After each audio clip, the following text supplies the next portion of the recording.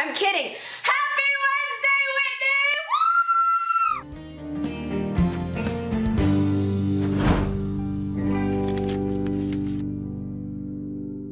Pre-recorded from our bedrooms, it's Whitney High School at home, and I'm your host, Velez.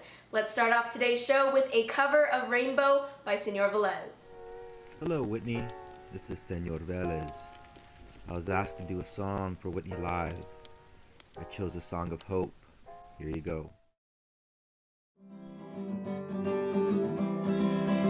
Well, I woke up this morning, a rainbow filled the sky. Yes, I woke up this morning, a rainbow filled the sky. Well, that was God telling me everything's gonna be alright. I said, so long, good friend, when will we meet again? I said, so long, good friend, when will we meet again? Well, I don't know, but I guess I'll see you then.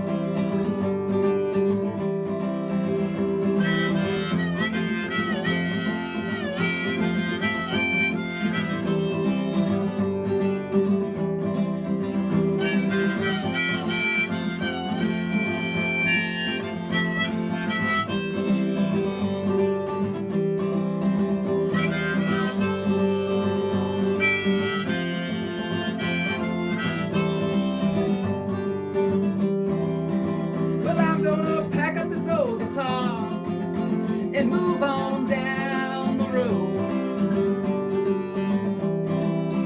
Yes, I'm gonna pack up this old guitar and move on down the road.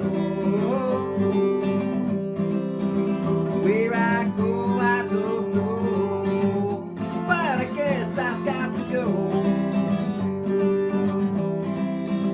Yes, I woke up this morning, a rainbow filled the sky. Yes, I woke up this morning, a rainbow filled the sky. Well, that was God telling me everything, yeah, everything's gonna be alright.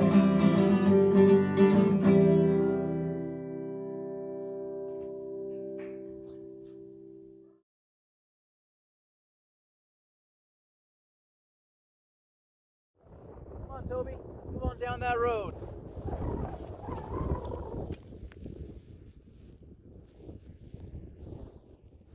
Up next, we have Gabe with another episode of Mapa's Munchies, so let's see what's cooking. Hey guys, welcome back to Mapa's Munchies, and today we're going to be doing something a little different. I'm going to be showing you how to make the perfect scrambled egg, so let's get right into it. First things first, you are going to crack open 3 eggs. Then I like to add a bit of garlic salt and pepper into my eggs as well. After, you are going to whisk your eggs until the yolk and the egg whites are perfectly mixed. One of the most important things when making eggs is making sure your pan is at low heat. This ensures that you don't overcook your eggs. After the pan is done heating up, you are going to add your butter. Once the butter is fully melted, you can then add your eggs. The key to making light creamy eggs is making sure you are constantly moving it around and scraping off the edges of the egg. You can add a dash of milk or dairy cream if you want to make it extra creamy. When most of the egg is cooked, you want to turn off the heat and mix the rest of the eggs together so you maintain the creamy texture. And that's how you make the perfect scrambled eggs. Thank you guys for watching. Stay tuned for more videos, and I'll catch you guys next time. Remember when we thought that we'd come back to school after just 2 weeks, and here we are, a year later, still learning from home. So we have a recap of 1 year of online school. Recently hit 1 year of quarantine, and I wanted to give a recap of my year in a pandemic. So it started on March 13th of 2020, where it was announced during 7th period that we would be doing school online for 2 weeks. I think a lot of us were expecting it, but definitely not for as long as it's been. In fact, a lot of us didn't even clean out our lockers when we were sent home. When April came around and we still found ourselves at home, we realized that we definitely would not be going back for the school year. And then came May, which was AP season. And I think there were a lot of people like me who didn't like the digital format, but there were also a lot of people who did like the digital format because it was shorter and they got to do it from the comfort of their own home. For me, summer was spent mostly on college applications and watching TV. The Black Lives Matter movement also became really prevalent this summer as we reflected on racial discrimination not only in America but in our own school as well. So then came August, which was the official beginning to online school, and for me, my last first day. We didn't get carpet or caution tape, but it was still interesting to see how we would do everything on a virtual format, and a lot of August was just figuring out all of the technology. In September, I think we saw a lot of wildfires that were spurting in California. We weren't really affected by the fires except for a period of time when the sky was orange and there was like smoke in the sky, but I know that for some people up north, school was even canceled because of the fires. What I remember of October was just a lot of trying to be normal again. Club Rush was back in September, but October was when clubs were really trying to kick it off with meetings and activities for their new members. Just trying to adapt in a safe manner while keeping the same level of engagement as a normal year. We had ASB Spirit Weeks all throughout September and October where people would dress up, and of course Whitney High School Live was up and running, so I was glad to see students working so hard to bring some form of normalcy despite it being like 10 times harder. The highlight of November was the presidential election. It was a pretty tense time because not only wondering how voting was going to happen in a pandemic, and even just having to wait a little longer for election results.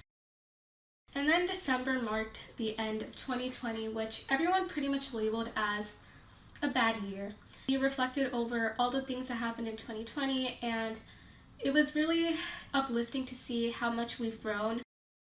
This January, I was done with college apps, and we had our first real semester comps in a virtual format.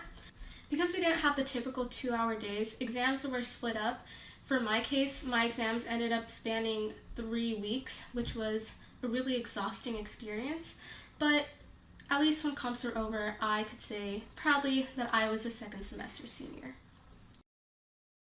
February was a mix of keeping track of the vaccine and just being so sick of quarantine. And now we are in March. Alright, and that was my very quick recap of a year in quarantine. If you're wondering what happened today in history, we'll find out in this next segment, so let's watch. Today we'll be going over important events that happened on March 24th throughout history. More random trivia for you.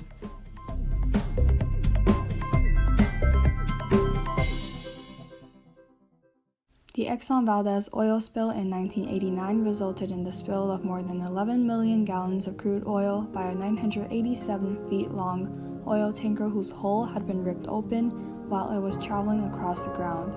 The oil spilled into Prince William Sound, a sound located on the south coast of Alaska, and spilled across 1,300 miles of coastline, leaving hundreds of thousands of seabirds, sea otters, seals, eagles, and killer whales dead.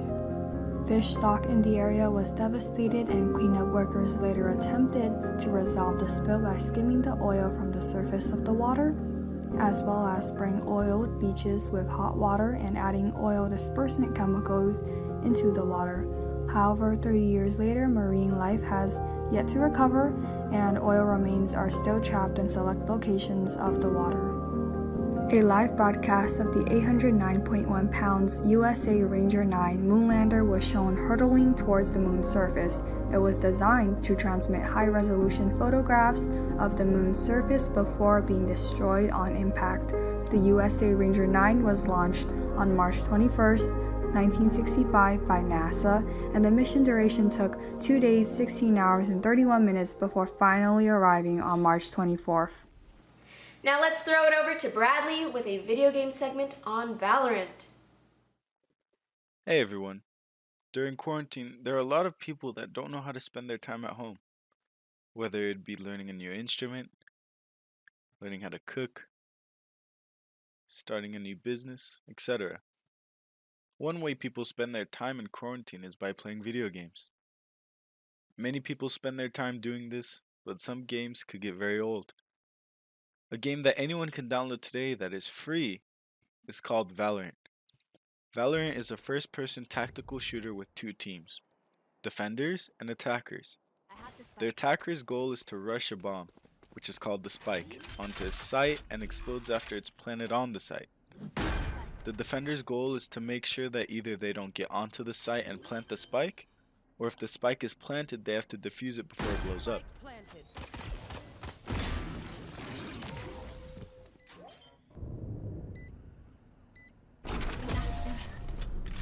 There are 5 different maps that you could play on. Valorant is a hard game to get good at, so don't get frustrated if you don't play at a high level right when you start playing, especially if it's your first FPS game. Also, beware of the skins as they are severely overpriced, and it could get pretty tempting to buy one of them, or even 2. Or even the whole bundle, which could come out to like around $80. Anyways, this game doesn't take much power to handle, so it could run on many low-end PCs if you run it at low graphics. If you ever get a chance, you should try this game out. Alright, that's all we have for today's show. Thank you all so much for watching. I hope you have an amazing day, Wildcats. Until next time!